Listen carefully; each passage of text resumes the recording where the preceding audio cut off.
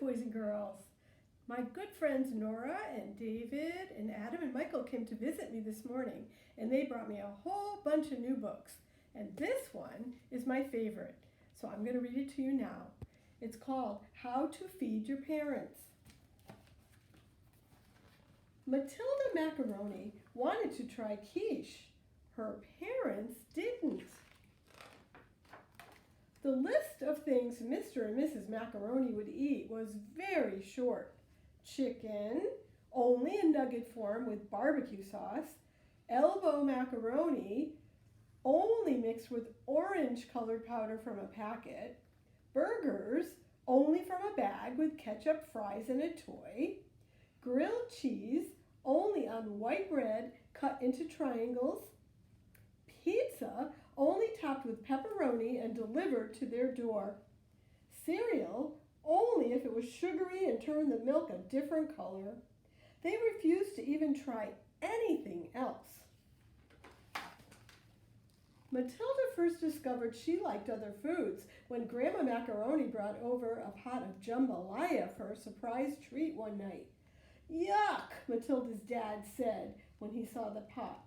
"No way," Matilda's mom said when she smelled the steam. They pushed their plates to the center of the table and sulked. But Matilda was curious. The jambalaya was interesting. It was surprising. It was delicious. After that, Matilda tried new foods whenever she could. She got gumbo and goulash at Grandma's, sampled some sushi at a sleepover, and polished off a plate of pork paprikash on a play date. But soon she realized that if she ever wanted to eat more than nuggets and noodles at home, she would have to commandeer the kitchen and cook it for herself. She started by learning how to crack eggs. First, she didn't tap them hard enough to break the shell. Then she tapped them a little too hard. Finally, she got it just right. She worked with her grandma to learn oven safety and knife safety and all the other safeties she could think of. She started reading cookbooks at bedtime. She gave her allowance to her babysitter to buy ingredients from the local farmer's market. Matilda practiced with a willing grown-up whenever she could. She soon found she had perfected paella, mastered miso soup, and conquered croquettes. She wanted to share every dish with her parents. She knew they would enjoy them if they would only try them. So she came up with a plan. "I'll hand her dinner tonight," she said one morning at breakfast. "No quiche," her mom said. "Nothing funny," her dad said. "Burgers," Matilda said. "Just burgers." Her parents were both running late, so they slurped the bright purple milk from the bottom of their bowl, and they agreed. That night, Matilda's parents stared skeptically at the food in front of them. "This doesn't look like what I like," her dad whined. "It's a hamburger," Matilda said innocently. "I'm going to warm up some leftovers," her mom said. "The fridge is empty," her dad yelped. "No pizza? No nuggets?" "This is what's for dinner," Matilda said. "If you're hungry, you can eat. If you're not, don't. But I made this, and this is what we're having." "You made this?" Mrs. Macaroni asked. She lifted the bun and peered at the patty. There were mushrooms on it, and green things. "That's arugula," Matilda said. "You're going to love it."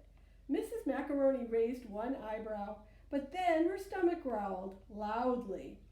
"Our daughter made this," she said to her husband. She took the tiniest bite. "It's interesting," she said, chewing slowly. "It's surprising. It's delicious." Mr. Macaroni smiled politely at Matilda and took a teeny tiny bite of his own. "Hey, this isn't bad," he said. "Actually, it's good." "I could make it again, Matilda said as her parents chowed down. But I was thinking that maybe I could try to bake a quiche first. I don't think you should do any more cooking, her dad replied. I think we should do it together. We can take turns picking recipes, her mom said.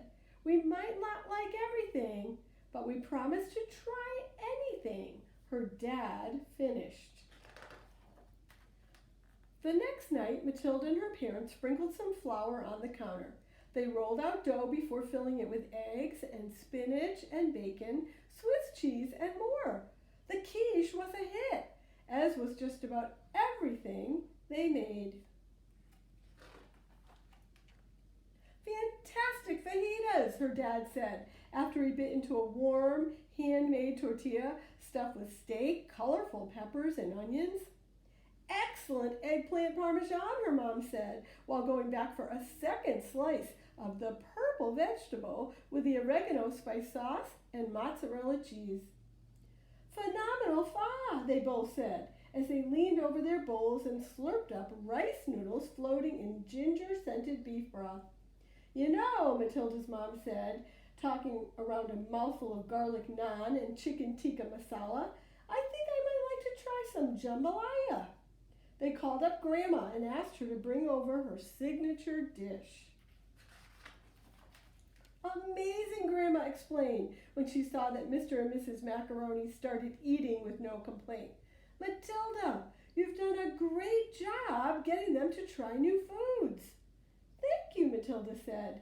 Now, if only I could get them to keep their room clean. And guess what I'm going to do as soon as I get done reading with this book? I'm going to go into the kitchen and try Matilda's quiche. I'll let you know tomorrow how it comes out. Have a great day.